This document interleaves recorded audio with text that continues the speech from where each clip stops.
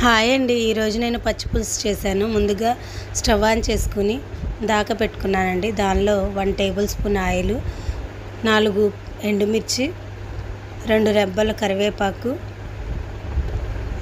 1 tea spoon జీలకర్ర వేసుకుని కలుపుకుంటూ ఫ్రై చేసుకుంటున్నానండి. 10 వెల్లుల్లి రెబ్బలు కూడా వేసుకున్నాను. ఇవి ఎండుమిర్చి మాడిపోకూడదండి. 2 ఉల్లిపాయల్ని చిన్న ముక్కలుగా కట్ చేసుకుని పక్కన పెట్టుకున్నాను. ఈ ఎండుమిర్చిలోకి సాల్ట్ వేసేసుకుని పప్పు గుత్తితోనే మొత్తం మెదిపేసేసుకోవాలండి. ఇలా తిప్పుకుంటూ మెదుపుకోవాలి. ఈ ఫ్లేవర్ చాలా బాగుంటుందండి, చాలా టేస్ట్గా ఉంటుంది. చేత్తో కూడా కలుపుకోవచ్చు, కాకపోతే నేను పప్పు గుత్తితో కలుపుతున్నాను. కొంచెం మెత్తగా అయిపోయిన తర్వాత కట్ చేసిన ఉల్లిపాయ ముక్కల్ని కొన్ని వేసుకుని అవి కూడా ఒకసారి మెదిపేసేసుకుంటున్నానండి. తర్వాత పెద్ద నిమ్మకాయ సైజ్ అంతా చింతపండుని నానబెట్టుకున్నానండి. ఆ పులుసు కూడా పోసేసుకుంటున్నాను.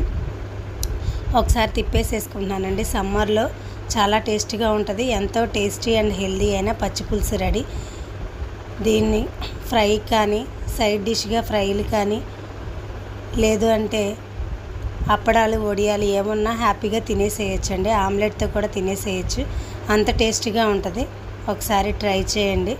చాలా ఈజీ అండ్ సింపుల్ ప్రాసెస్ అండి. చాలా టేస్టీగా ఉంటుంది.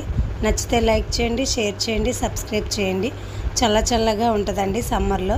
Thank you for watching. ఇలాంటి మోర్ వీడియోస్ కోసం మా ఛానల్ని సబ్స్క్రైబ్ చేయండి.